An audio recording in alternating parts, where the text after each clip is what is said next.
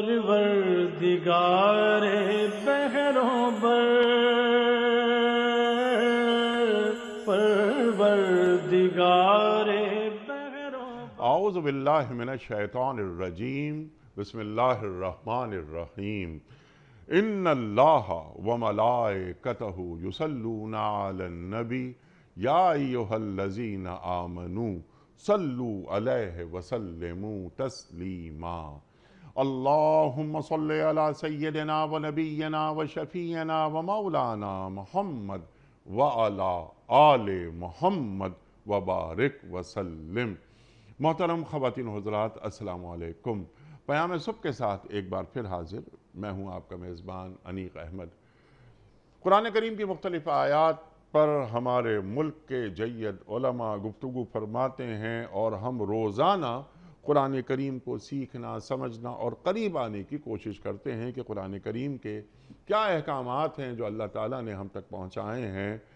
سرکار دو عالم صلی اللہ علیہ وآلہ وسلم کی سیرت قرآن کریم کے بعد، یعنی قرآن اور صاحب قرآن دونوں ساتھ ساتھ چلتے ہوئے آتے ہیں اور ہمیں بتاتے ہیں کہ اتباع رسول کریم صلی اللہ علیہ وآلہ وسلم کسے کہتے ہیں، اور قرآن کی یہ آیات ہمیں کہاں دیکھنا چاہتی ہیں، ہمیں کیسا دیکھنا چاہتی ہیں، اور اللہ تعالیٰ کا پیغام، اللہ تعالیٰ کی جانب سے آئی ہوئی روشنی قرآن کریم کی شکل میں ہمیں کس کس طرح نور ہدایت بخشتی ہے۔ آج ہم سورہ فرقان کی آیات 72 اور 73 پر بات کروائیں گے۔ گفتگو جاری ہے۔ عباد الرحمن کی جو خوبیاں ہیں، جو خصوصیات، رحمان کے بندے سبھی ہیں، وہ مومن ہو یا کافر ہو، وہ اللہ تعالیٰ کا فرما بردار ہو یا نافرمان ہو، اللہ تعالیٰ نے رحم کو اپنے اوپر واجب کر رکھا ہے، لازم کر رکھا ہے۔ کتب علی نفسہ الرحمہ، اللہ قرآن کریم میں فرماتا ہے۔ کچھ خوبیاں ہم نے بات کروائی تھی اور کروا چکے ہیں اپنے معزز مہمان سے کہ عباد الرحمن کون ہوتے ہیں، زمین پر ان کی چال کیسی ہوتی ہے، نرم ہوتی ہے، گفتار، آداب گفتگو، شائستگی، باوقار انداز، اور وَإِذَا خَاطَبَهُمُ الْجَاهِلُونَ قَالُوا سَلَامًا، جاہل منہ کو آتے ہیں تو ہٹ جاتے ہیں سلام کر کے۔ ان کی راتیں گزرتی ہیں سجدوں میں اور قیام میں، جہنم سے پناہ مانگتے ہیں، ان میں خبط عظمت نہیں ہوتا، ان میں تکبر تقوی نہیں ہوتا۔ خواتین و حضرات، اب اللہ تعالیٰ فرما رہا ہے کہ رحمان کے بندے وہ ہیں جو جھوٹ کے گواہ نہیں بنتے۔ گواہی کتنا بڑا منصب ہے، مرتبہ ہے، گواہی کی شرائط کیا ہیں، گواہ میں کون کون سی خوبیاں اللہ دیکھنا چاہتا ہے، کیا ہر شخص گواہی دے سکتا ہے؟ سوال رکھیں گے ہم اپنے معزز مہمان کی خدمت میں۔ گواہی کے آداب کیا ہیں؟ جھوٹ کے گواہ، اللہ اکبر۔ اللہ کے رسول صلی اللہ علیہ وآلہ وسلم کی خدمت میں جب یہ سوال رکھا گیا تو آپ کا چہرہ بلکہ چہرہ مبارک سرخ ہو گیا۔ قول الزور، قول الزور، قول الزور، اللہ اکبر۔ صحابہ نے یہاں تک فرمایا کہ ہمیں ہمارے دل میں یہ بات آئی کہ کاش اللہ کے رسول صلی اللہ علیہ وسلم اس وقت رک جائیں۔ جھوٹی گواہی، جھوٹی گواہی، جھوٹی گواہی، ایک مسلمان جھوٹی گواہی کیسے دے سکتا ہے؟ وَإِذَا مَرُّوا بِاللَّغْوِ مَرُّوا كِرَامًا، کسی لغو چیز سے ان کا گزر ہو جاتا ہے تو اس سے بھی وہ باوقار انداز سے گزر جاتے ہیں۔ خواتین و حضرات، اللہ کیا فرما رہا ہے؟ اور جب ہم ان آیات کو جوڑتے ہیں حالات حاضرہ سے، لمحہ موجود سے، تو ہمیں معلوم ہوتا ہے کہ بدی کے کیسے کیسے علامتیں اور اظہاریے ہمارے سامنے ہوتے ہیں، کس طرح بدی سے گریز کرتے ہوئے گزر جانا ہوتا ہے۔ خواتین و حضرات، آخری پوائنٹ، سبحان اللہ، سبحان اللہ۔ اور جب ان کے سامنے رب کی آیات سنائی جاتی ہیں تو اندھے بہرے نہیں بن جاتے۔ قرآن کریم کی آیات کو سنتے ہیں، غور کرتے ہیں، اپنے اندر اتارتے ہیں، اس پر عمل کرتے ہیں، قرآن کریم کے پیغام کو آگے بڑھاتے ہیں۔ اللہ اکبر۔ خواتین و حضرات، سیکھیں گے محترم ڈاکٹر سرفراز احمد آوان صاحب سے۔ تشریف فرما ہے لاہور میں، ہمارے ملک کا ایک جانا مانا نام، انتہائی محبوب نام۔ ڈاکٹر صاحب کا پروگرام جب بھی ہم کرتے ہیں یہاں پیام صبح میں، تو ہمارے پاس ڈاکٹر صاحب کے جو عشاق ہیں ان کی کالز، ان کی ای میلز، ان کے ایس ایم ایس، ان کا تانتا لگ جاتا ہے۔ ڈاکٹر صاحب کی گفتگو کو بہت توجہ سے سنا جاتا ہے۔ مفسر قرآن محترم ڈاکٹر سرفراز احمد آوان صاحب، ڈاکٹر صاحب کو خوش آمدید کہتے ہوئے پروگرام کا آغاز سورہ فرقان کی آیات 72 اور 73 سے۔ اعوذ باللہ من الشیطان الرجیم، بسم اللہ الرحمن الرحیم۔ والذین لا یشہدون الزور وإذا مروا باللغو مروا کراما، والذین اذا ذکروا بآیات ربهم لم يخروا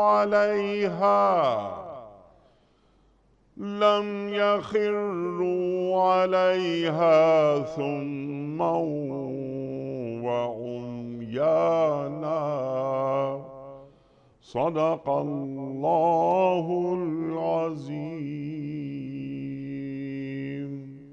رحمان کے بندے وہ ہیں جو جھوٹ کے گواہ نہیں بنتے، اور کسی لغو چیز پر ان کا گزر ہو جائے تو شریف آدمیوں کی طرح گزر جاتے ہیں، جنہیں اگر ان کے رب کی آیات سنا کر نصیحت کی جاتی ہے تو وہ اس پر اندھے اور بہرے بن کر نہیں رہ جاتے۔ صدق اللہ العظیم۔ خواتین و حضرات، محترم ڈاکٹر سرفراز احمد آوان صاحب کی خدمت میں، اس سے پہلے کہ ہم رکھیں آج کے پروگرام کے حوالے سے پہلا سوال، کل کے پوچھے گئے سوال کا درست جواب، اور آج کا سوال کوئز کے حوالے سے۔ کل کا سوال یہ تھا کہ تحویل قبلہ کا حکم قرآن کریم کی کس صورت میں آیا ہے؟ درست جواب سورہ بقرہ میں۔ آج کا سوال نوٹ فرما لیجئے، آذان کی ابتدا کس سنہ ہجری میں ہوئی؟ آذان کی ابتدا کس سنہ ہجری میں ہوئی؟ 2 سنہ ہجری میں، 3 سنہ ہجری میں، یا 1 سنہ ہجری میں؟ جو درست جواب آپ سمجھتے ہوں روانہ فرمائیے۔ ہمارے فون نمبرز ہیں 00922134527 ہمارا دوسرا فون نمبر ہے 0092213450980۔ ہمارا ای میل ایڈریس ps@dunyatv.tv، ہمارا ایس ایم ایس کا نمبر 3031، اور ہمارا واٹس ایپ کا نمبر ہے 0092321825019 ڈاکٹر صاحب ارشاد فرمائیے، رحمان کے بندے کبھی جھوٹ کے گواہ نہیں بنتے۔ اللہ اکبر۔ ارشاد۔ الحمدللہ وکفا وسلام علی عبادہ الذین اصطفا، لا سیما علی سید الرسل وخاتم الانبیاء وعلی آلہ وصحبہ نجوم الہدا، اما بعد فاعوذ باللہ من الشیطان الرجیم، بسم اللہ الرحمن الرحیم۔ انیک صاحب، آج الحمدللہ سورہ فرقان کی جن آیات کا آپ نے انتخاب فرمایا ہے، ان میں اللہ تعالیٰ نے صاحبان ایمان کی 3 خوبیاں بیان فرمائی۔ یوں تو یہ آیات آخر میں جو ہیں سورت کی آخر میں، ان میں اللہ تعالیٰ نے 13 صفات بیان فرمائیں، ان میں سے 3 کا تذکرہ ان آیات میں ہے جو اللہ تعالیٰ کی توفیق سے آج پڑھی گئی ہیں۔ پہلی صفت اللہ تعالیٰ نے ارشاد فرمائی کہ والذین لا یشہدون الزور۔ یہ زور کا جو لفظ ہے یہ بڑا جامع لفظ ہے۔ اللہ اکبر۔ یہ اس میں جھوٹ بھی شامل ہے، فسق بھی شامل، کفر، لغو اور باطل، یعنی یہ جتنی چیزیں ہیں، کفر ہے، فسق ہے، جھوٹ ہے، لغو بات ہے یا باطل بات ہے، سب کے لیے یہ زور کا لفظ استعمال ہوتا ہے۔ ارشاد فرمایا کہ والذین لا یشہدون الزور۔ یہاں شہادت کے بھی 2 معنی ہیں نیک صاحب۔ ایک معنی تو یہ ہے کہ وہ آیت کا معنی ہم یہ کریں گے کہ وہ جھوٹی گواہی نہیں دیتے، ٹھیک، ایک بات، اور دوسرا معنی یہ ہے کہ جھوٹ کی مجلسوں میں حاضر نہیں ہوتے، سبحان اللہ، سبحان اللہ، ہاں، برائی اور بے حیائی کی مجلسوں میں وہ حاضر نہیں ہوتے، اللہ، اور ہر باطل چیز حق سچ کے مقابلے میں جھوٹ ہے، یعنی سب کفر و شرک بھی جھوٹ ہے، جاہلانہ بیہودہ رسمیں بھی جھوٹ ہیں، باطل ہیں، جھوٹ ہیں۔ چنانچہ آپ دیکھ لیجئے قرآن کریم میں اللہ تعالیٰ نے سورہ حج میں حجاج کو خطاب کرتے ہوئے ارشاد فرمایا، بلکہ پوری انسانیت کو خطاب ہے وہ، کہ فَاجْتَنِبُوا الرِّجْسَ مِنَ الْأَوْثَانِ، بتوں کی گندگی سے اپنے آپ کو بچاؤ، اجتناب کرو۔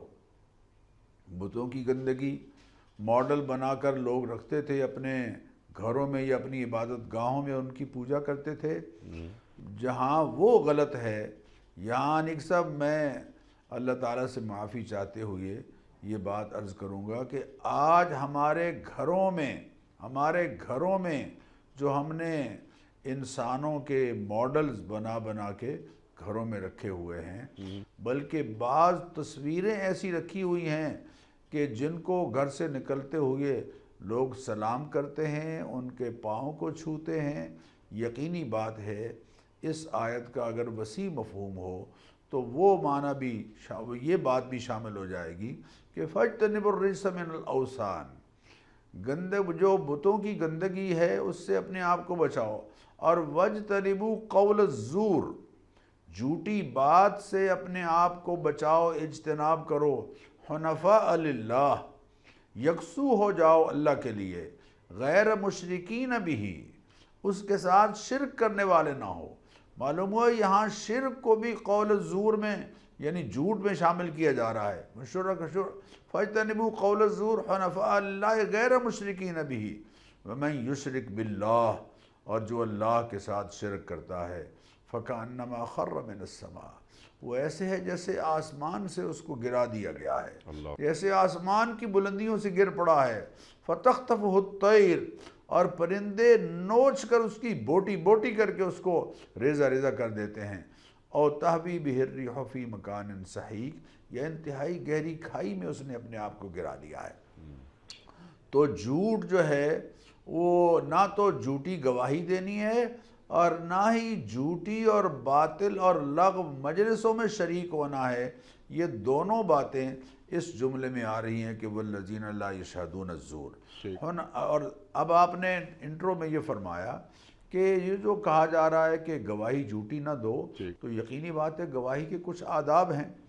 اللہ تعالیٰ نے قرآن کریم میں گواہی کے بہت خوبصورت آداب بیان فرمائے۔ پہلا ادب تو یہ بیان فرمایا سورہ بقرہ میں کہ لا تکتموا الشہادہ،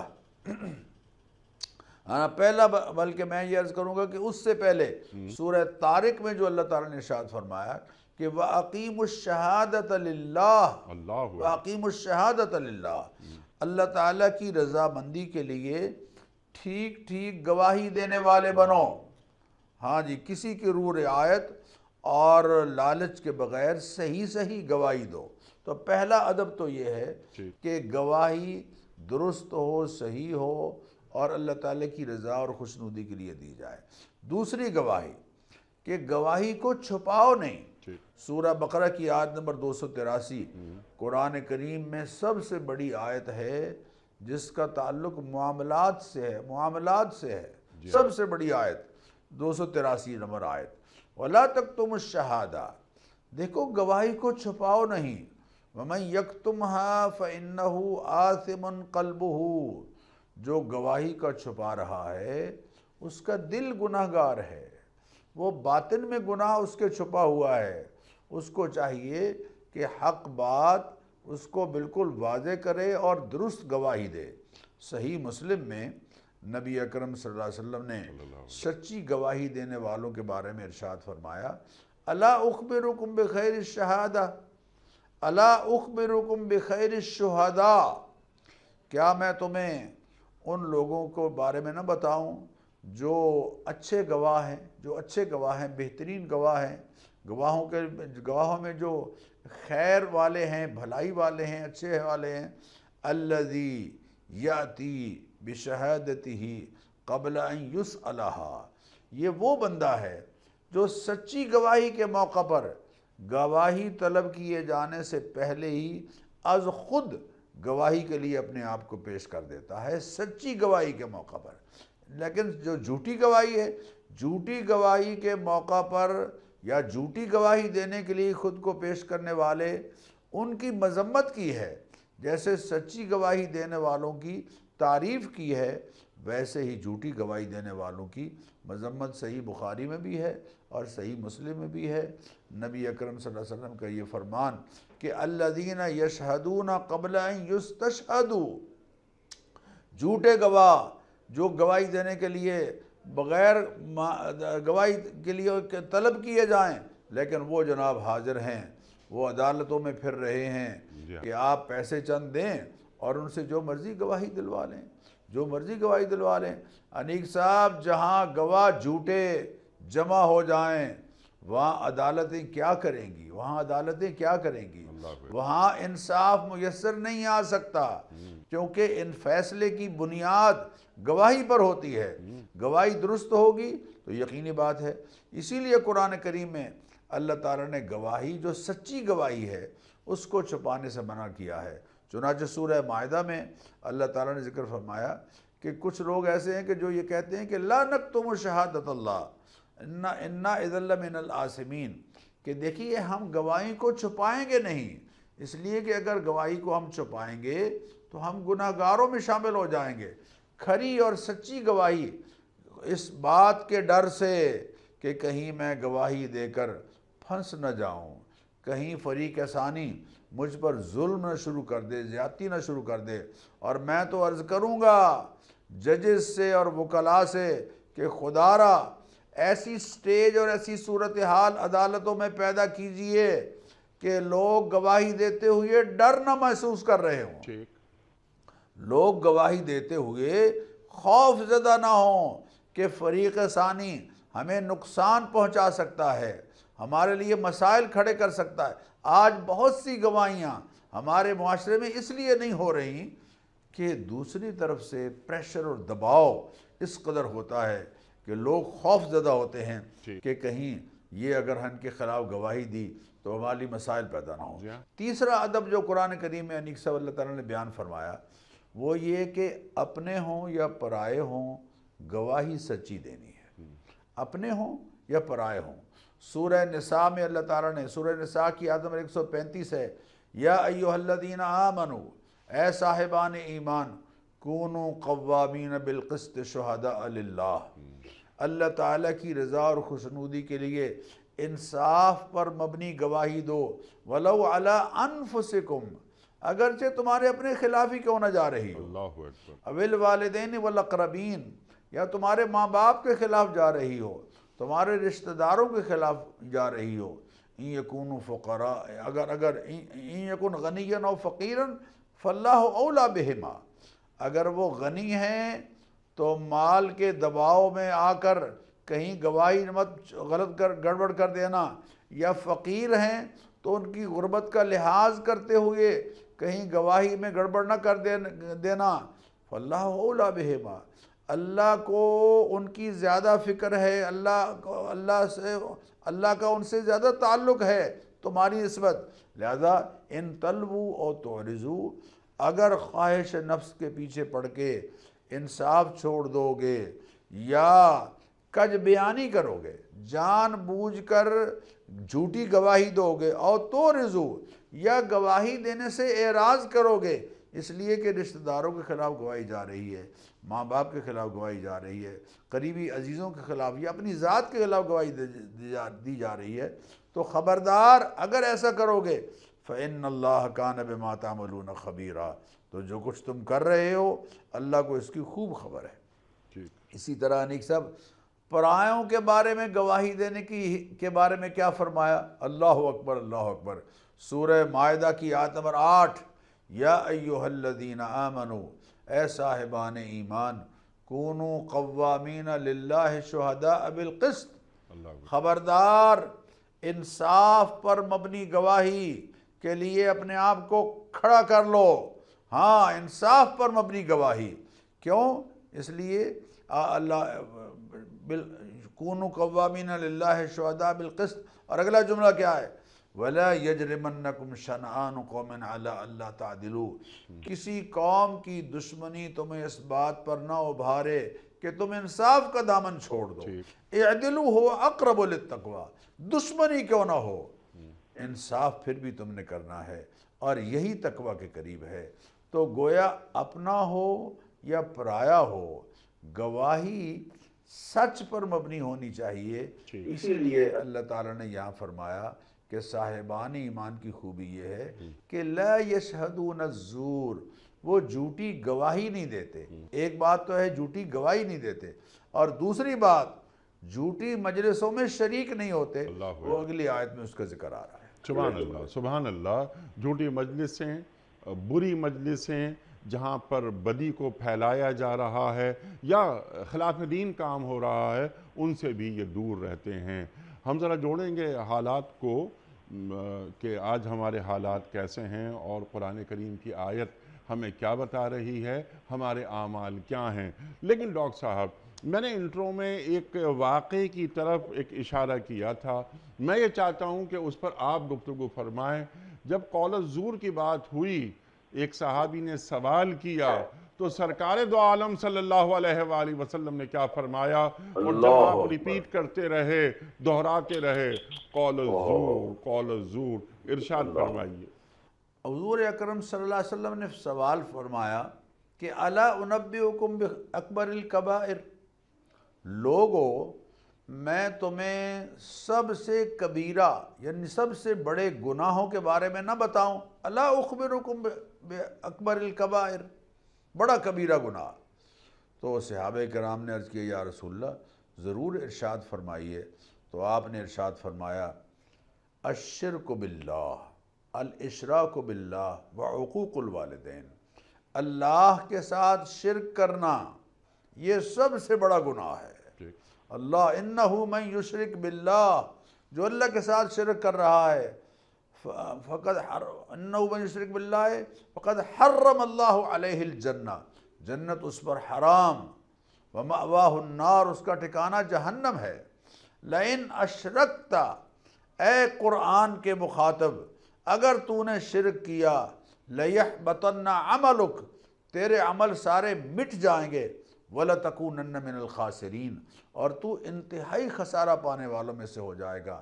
بَلِ اللَّهَ فَاعْبُدْ، اللہ ہی کی عبادت کر، وَكُن مِّنَ الشَّاكِرِينَ، اور اس کا شکر گزار بن جا۔ تو پہلا گناہ جو ہے اللہ کی انیق صاحب، یہ شرک جو ہے وہ اللہ کی غیرت پر ڈاکہ ہے۔ عارضی تعلق میں ہم کسی اور کی شراکت قبول نہیں کرتے، جو شراکت قبول کرے اسے دیوس کہتے ہیں۔ تو یہ تو ہمیشہ کا دائمی تعلق ہے اللہ کے ساتھ بندے کا، تو اللہ تعالیٰ اس تعلق میں غیر کی شرکت کو کیسے قبول فرمائیں گے؟ اسی لیے مشرک کے بارے میں اور شرک کے بارے میں انتہائی مذمت قرآن کریم میں اللہ تعالیٰ نے ارشاد فرمائی۔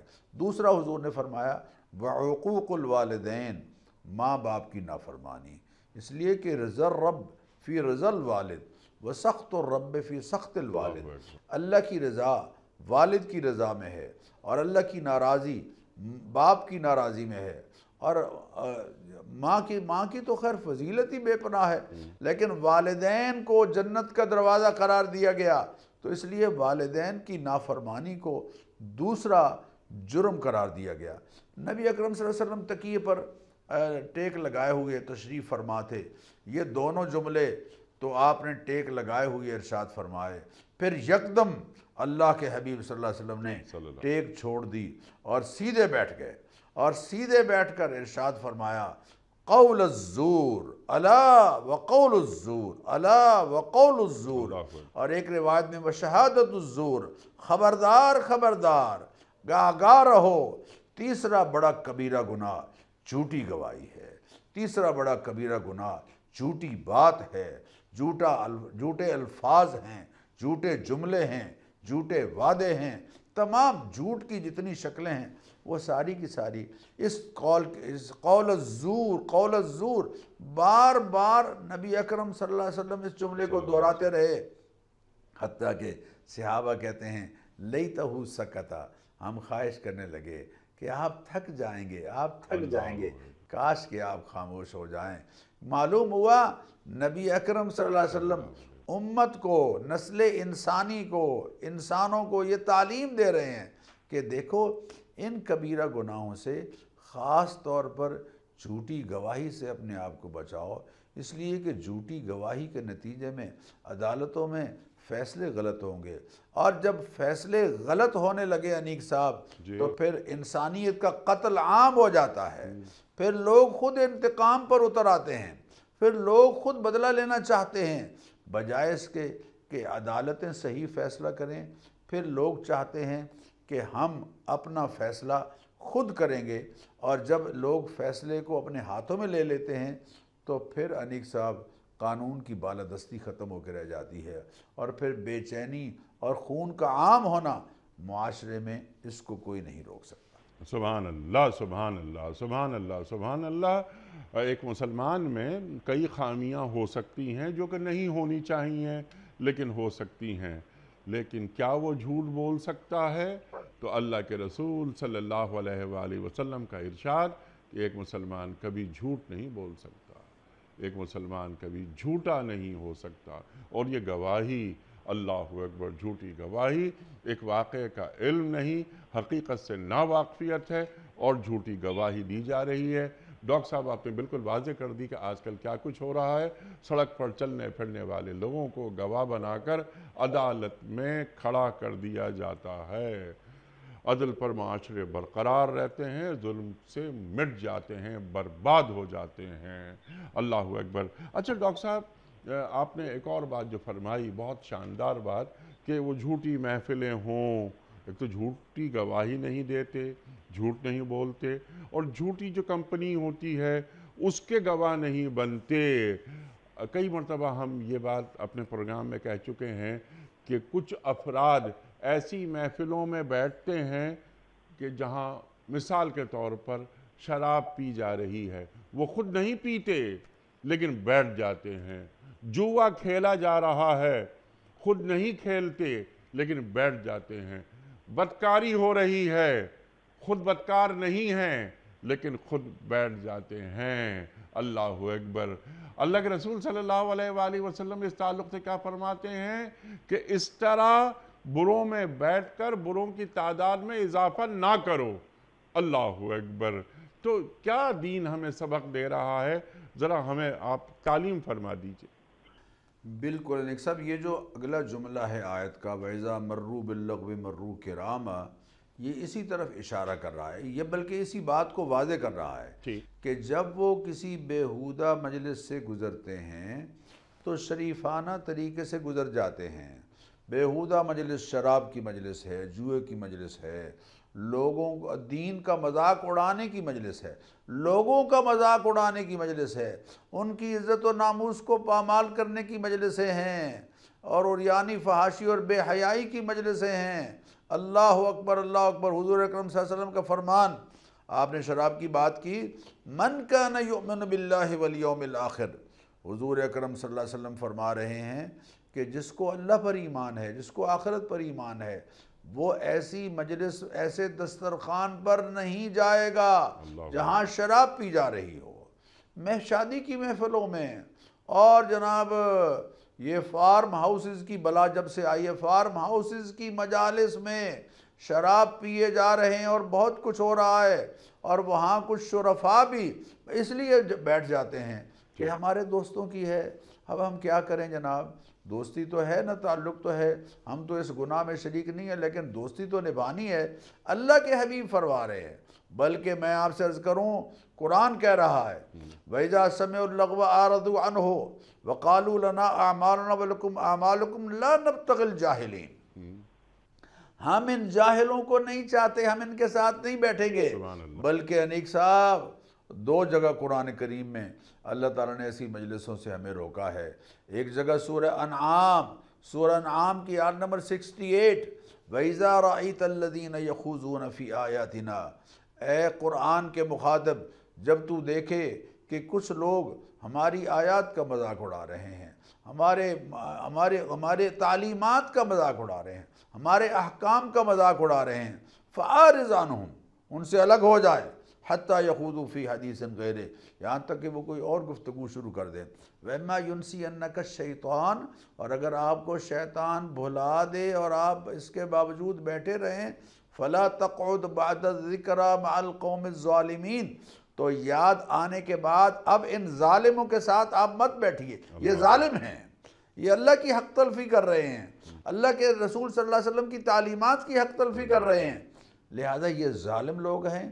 فَلَا تَقْعُدْ بَعْدَ الذِّكْرَى مَعَ الْقَوْمِ الظَّالِمِينَ، یہ جو لوگوں کی پگڑیاں اچھالنا اور لوگوں کی عزت و ناموس اور ان کی خواتین تک کے بارے میں جو تبصرے ہو رہے ہیں، خدارہ اس ظلم کو بند کیجئے، یہ ظالم ہیں۔ فَلَا تَقْعُدْ بَعْدَ الذِّكْرَى مَعَ الْقَوْمِ الظَّالِمِينَ، بلکہ دوسری آیت تو اس سے زیادہ سخت ہے۔ دوسری آیت سورہ نساء کی آیت نمبر 140 ہے نیک صاحب، سورہ نساء آیت نمبر 140، وَقَدْ نَزَّلَ عَلَيْكُمْ فِي الْكِتَابِ، دیکھو تمہارے لیے ہم نے کتاب میں ایک حکم پہلے نازل کر دیا ہے، وہی حکم جو میں نے پہلے سنائی ہے آیت سورہ انعام کی آیت نمبر 68، وَقَدْ نَزَّلَ عَلَيْكُمْ فِي الْكِتَابِ، ہم نے کتاب میں تمہارے لیے ایک حکم پہلے نازل کر دیا ہے، ان اذا سمعتم آیات اللہ یکفر بہا ویستہزأ بہا، کہ جب تم سنو کہ اللہ کے احکام کا انکار ہو رہا ہے، اللہ کے احکام کا مذاق اڑایا جا رہا ہے، یعنی ہر وہ بیہودہ اور لغو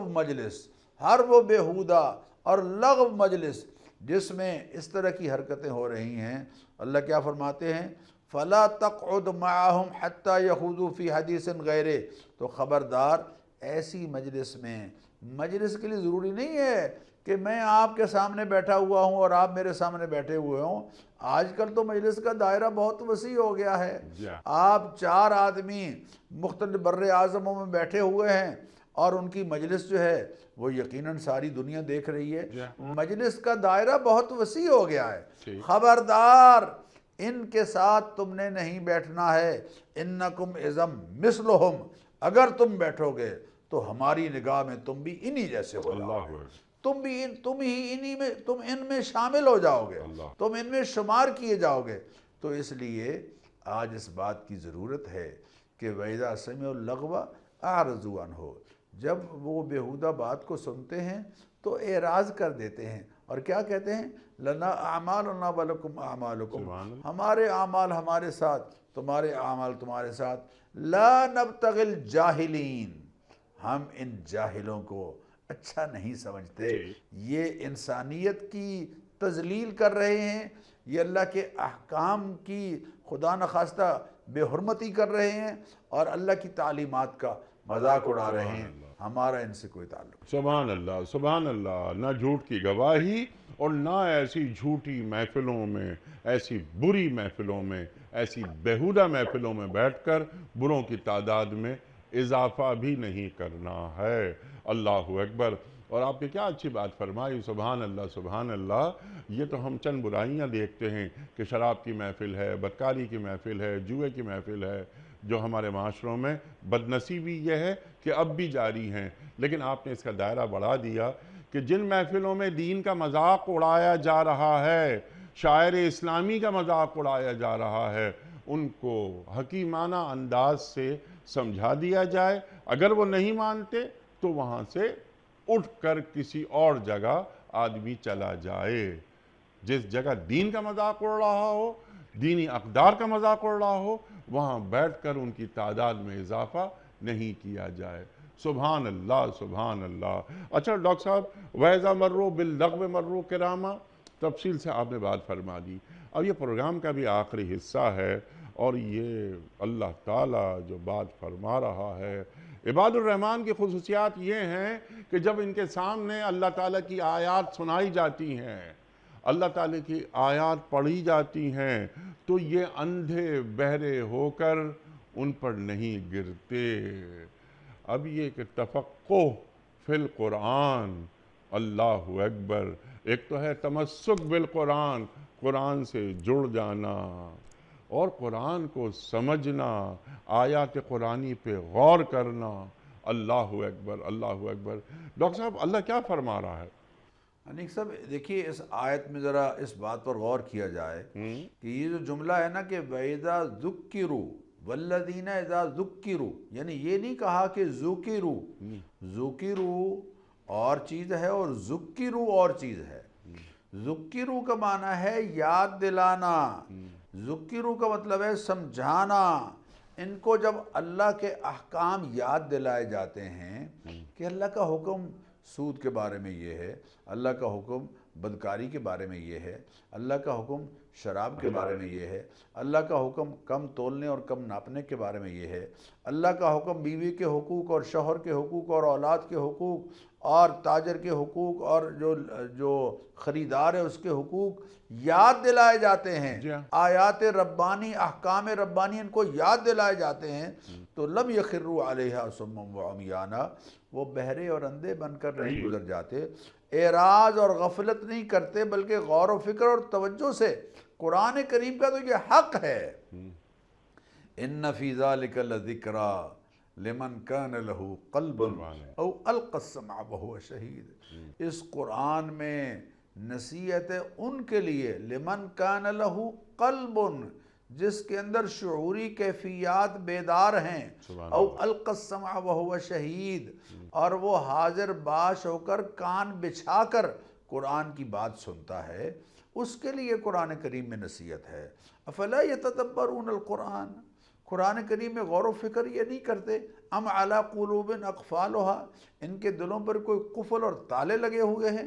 اللہ تعالیٰ قرآن کریم میں ایک تو ہے یعنی قرآن کریم کی آیات کا سننا اور پڑھنا اور ان کو سننا، اس کی بھی تعریف کر رہا ہے اللہ سورہ انفال میں، الذین اذا ذکر اللہ وجلت قلوبہم وَإِذَا تُلِيَتْ عَلَيْهِمْ آيَاتُهُ زَادَتْهُمْ ایمانا، جب ان پر قرآن کریم کی آیات پڑھی جاتی ہیں تو ان کا ایمان بڑھ جاتا ہے۔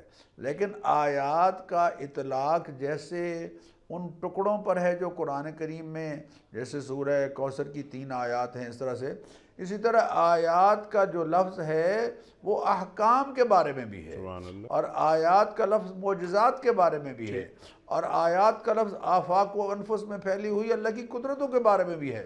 تو اس لیے اللہ تعالیٰ بار بار ہمیں یہ سمجھا رہے ہیں کہ صاحبان ایمان کی خوبی یہ ہے کہ وہ قرآن کریم کی آیات میں غور و فکر کرتے ہیں، وہ احکام ربانی کو لیتے ہیں، قبول کرتے ہیں، عمل کی نیت سے لیتے ہیں، وہ صرف سنی سنائی بات نہیں کرتے اور سنی سنائی دائرے تک نہیں رکھتے، بلکہ ان احکام کو عملی زندگی میں لانے کے لیے عہد کرتے ہیں، وعدہ کرتے ہیں، عزم کرتے ہیں، ارادہ کرتے ہیں پختہ، اور عملی زندگی میں ان کو لاتے ہیں۔ اس لیے انیک صاحب کہ جو قرآن کریم کے احکام کو سن کر تکبر کا اظہار کرتا ہے، اللہ نے قرآن کریم میں اس کی سخت مذمت کی ہے۔ اللہ تعالیٰ نے قرآن کریم میں سورہ لقمان میں ارشاد فرمایا، وَإِذَا تُتْلَى عَلَيْهِ آيَاتُنَا، جب اس کے سامنے ہماری آیات پڑھی جاتی ہیں، وَلَّا مُسْتَكْبِرًا، تو یہ تکبر کے ساتھ رخ پھیر جاتا ہے، تو وَلَّا مُسْتَكْبِرًا كَأَن لَّمْ يَسْمَعْ، گویا کہ اس نے سنا ہی نہیں، گویا کہ اس کو پتہ ہی نہیں چلا کہ ناپ تول کے بارے میں اللہ نے کیا احکام دیے ہیں، اور بیوی کے حقوق اور شوہر کے حقوق اور اولاد کے حقوق اور ایک انسان پر دوسرے انسانوں کے حقوق، یہ سنتا رہتا ہے لیکن کوئی پرواہ ہی نہیں کرتا، توجہ ہی نہیں دیتا۔ کأن لم یسمع، گویا کس نے سنا ہی نہیں، کأن فی اذنیہ وقرا، گویا کہ اس کے کانوں میں کوئی ڈاٹ ہے، جو اس طرح سے بند ہیں اس کے کان کہ خیر کی بات اس میں جاتی ہی نہیں۔ اللہ اکبر اللہ اکبر، وہ سنی انسنی کر دیتا ہے۔ اچھا اب ڈاکٹر صاحب ذرا جوڑ لیتے ہیں حالات حاضرات سے کہ ہمارے معاشروں میں کیا ہو رہا ہے، ٹو ڈوز، کرنے کے کام، جیسے قرآن کریم کی نصیحتیں ہیں، آیات ہیں جس پر آپ نے تفصیلی گفتگو فرمائی، ہمارے رویے کیا ہیں؟ ہم آپ جیسے علماء سے سنتے ہیں من حیث المجموع، تو ہمارا رسپانس کیا ہوتا ہے؟ جمعہ کی نماز میں جاتے ہیں، تقریر سنتے ہیں، امام صاحب کی، علماء کو سنتے ہیں، اب تو خیر دنیا بہت آگے چلی گئی، آئی ٹی میں ہم بہت آگے چلے گئے، ہم یہ فیس بک وغیرہ یوٹیوب جاتے ہیں اور اس پر علماء کا خطاب سنتے ہیں، واہ واہ واہ واہ واہ کیا اچھا خطاب، لیکن صرف خطاب ہی اچھا نہیں ہے، قرآن کریم کا ذکر ہو رہا ہے، احکام جو آپ نے بات فرمائی کہ خیر اور شر دونوں واضح کیے جا رہے ہیں، حلال اور حرام واضح کیے جا رہے ہیں، تو جب آپ جیسے علماء امت کی تربیت کرتے ہیں، قرآن کریم کی آیات سناتے ہیں، نصیحتیں کرتے ہیں، تو مجموعی طور پر من حیث مجموع ہمارا رویہ کیا ہوتا ہے؟ ارشاد فرما دیں۔ انیق صاحب میں آپ سے یہ بڑے دکھ کی بات ہے، انیق صاحب بڑے دکھ کی بات ہے، پاکستان سے ہر سال کتنے لوگ عمرے کے لیے جاتے جی ہیں؟ ہاں لاکھوں کی تعداد میں۔ جی پاکستان سے کتنے لوگ ہر سال حج کے لیے جاتے ہیں؟ جی لاکھوں کی تعداد میں۔ جی پاکستان کے جو دینی اجتماعات ہوتے ہیں ان میں لاکھوں کی تعداد میں لوگ شریک ہوتے ہیں، جی لیکن کیا وجہ ہے جی کہ جناب خیانت میں اور بدقماشی میں جی ہمارا نمبر بہت اوپر ہے، ٹھیک اس لیے کہ ہم قرآن کریم کو لے ہی نہیں رہے جیسے کہ قرآن کریم کو لینا چاہیے۔ ٹھیک وَإِذَا عَلِمَ مِنْ آيَاتِنَا شَيْئًا اتَّخَذَهَا هُزُوًا۔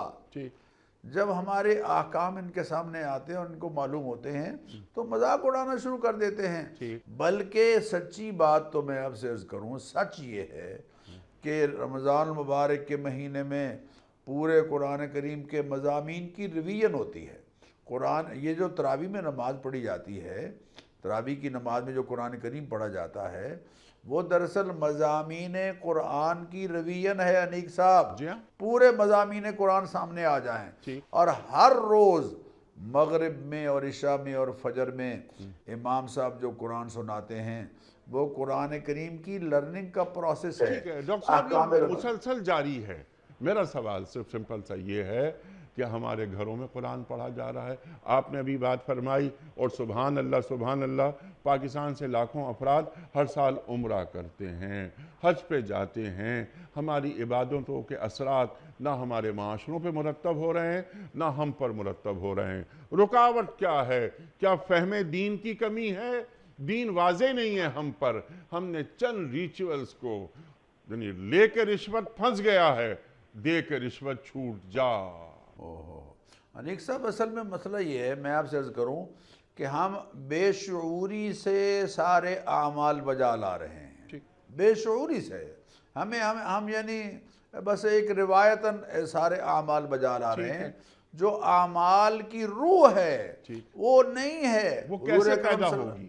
وہ یقینی بات ہے تبھی پیدا ہوگی جب ہم اعمال کی حقیقت کو سمجھیں گے، جب قرآن کریم کے احکام کو سمجھیں گے، قرآن کریم معانی کے ساتھ پڑھیں گے، توجہ کے ساتھ دھیان کے ساتھ پڑھیں گے، یا کم از کم سنیں گے، کم از کم جو حضور نے فرمایا نا کہ کن عالمن، یا تو خود صاحب علم بن جا، اور متعلمن یا سیکھنے والا بن جا بھائی، اور مستمعن یا کم از کم کان لگا کر یکسوئی سے سننے والا بن جا، یہ کان لگا کر یکسوئی سے سننے والا۔ وَإِذَا قُرِئَ الْقُرْآنِ جب ان پر قرآن پڑھا جائے فَاسْتَمِعُوا لَهُ تو کان لگا کر توجہ سے سنو اور اس کو سمجھنے کی کوشش کرو، غور و فکر کی کوشش کرو، محض روایتاً محض بے شعوری۔ اللہ ان شر الدواب، انیق صاحب ذرا غور کیجئے، ان شر الدواب، بدترین چوپائے ہیں وہ لوگ، بدترین ان شر الدواب عند اللہ الصم البکم الذین لا یعقلون، جو گنگے بہرے بن کر زندگی گزار دیتے ہیں، عقل و شعور سے کام ہی نہیں لیتے، عقل و شعور سے کام ہی نہیں لیتے۔ بھئی بندگان خدا، باقی سارے کاموں میں تم عقل و شعور سے کام لیتے ہو، کاروبار میں تو تمہیں کبھی کوئی دھوکہ نہیں دیتا، کاروبار کی بات کو اچھی طرح سے سمجھے ہو، معاملات کی بات کو اچھی طرح سے سمجھتے ہو، دینی کی بات ایک ایسی رہ گئی ہے جس کا تمہیں پتہ نہیں ہے، اور جو بے شعوری کے انداز میں تم اس کو چلائے چلے جا رہے ہو۔ حضور اکرم صلی اللہ علیہ وسلم نے ایک موقع پر ساری خیر کی باتوں کا ذکر کیا، وَذَكَرَ سِحَامَ الْخَيْرِ كُلَّهَا، خیر کے تمام پہلوؤں کو ذکر کرنے کے بعد آخر میں فرمایا وَمَا يُجْزَى يَوْمَ الْقِيَامَةِ إِلَّا بِقَدْرِ عَقْلِهِ، قیامت کے دن جو جزا ملے گی وہ عقل و شعور کی سطح کے مطابق ملے گی. جس قدر سمجھ بوجھ اور عقل و شعور کے ساتھ اعمال بجا لائے گئے ہوں گے، رجوع اللہ اور اللہ کی طرف، اللہ کی ذات عالی کے استحضار کے ساتھ بجا لائے گئے ہوں گے، اسی کے مطابق اللہ اجر عطا فرمائیں گے. تو استحضار نہیں ہے انیق صاحب، نہ عمرے میں استحضار ہے، نہ حج میں استحضار ہے. ساری دنیا موبائل کے ذریعے سے سیلفیاں بنانے میں لگی ہوئی ہے. ساری دنیا موبائل کے ذریعے سے اپنے رشتہ داروں کو پاکستان میں یا بیرون ملک بتانے پر لگی ہوئی ہے کہ جناب میں عمرہ کر رہا ہوں اور میں مواجہ شریف کے سامنے سلام عرض کر رہا ہوں. ملتزم پہ کھڑے ہو کر کیا آدمی کے گمان میں یہ بات آ سکتی ہے کہ مجھے سیلفی بنانی ہے؟ اللہ نے اسے ملتزم پہ کھڑا کر دیا ہے. ایک شخص جو روضہ رسول کریم صلی اللہ علیہ وآلہ وسلم پر کھڑا ہے، اس کے ذہن میں سیلفی کا خیال آتا کیسے ہے؟ وہ کہاں کھڑا ہے؟ تو یعنی فہم دین میں کچھ کمی. ڈاکٹر صاحب، اس کا حل جو میں نے آپ سے دریافت کیا، آپ نے کہا فہم قرآن کریم کی آیات کو غور سے پڑھے، احکام کو جانے، اس پر عمل پیرا ہو. ایک سوال رکھتا ہوں میں آپ کو، اسی بات کو ذرا سا ریفریز کر دیتے ہیں. اولین مخاطب کون ہے؟ صحابہ اکرام رضوان اللہ تعالی اجمعین.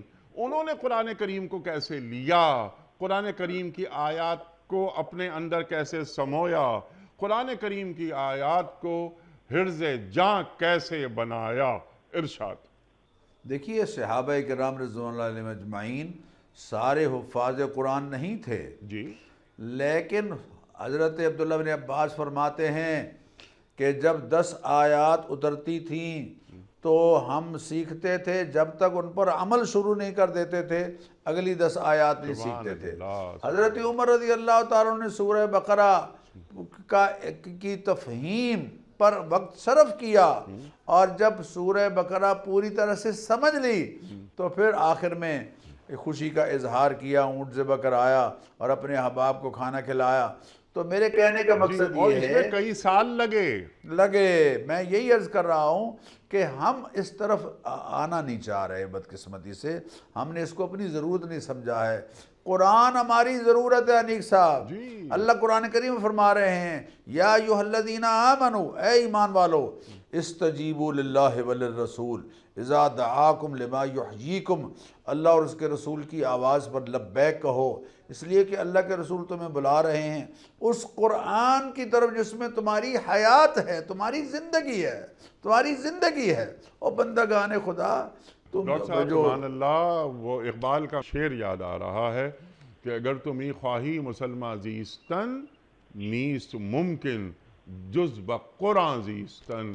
اے مسلمان، اگر تو مسلمان کی حیثیت سے زندہ رہنا چاہتا ہے تو یہ ممکن ہی نہیں کہ تو قرآن کو چھوڑ کر زندہ رہ لے. اللہ اکبر.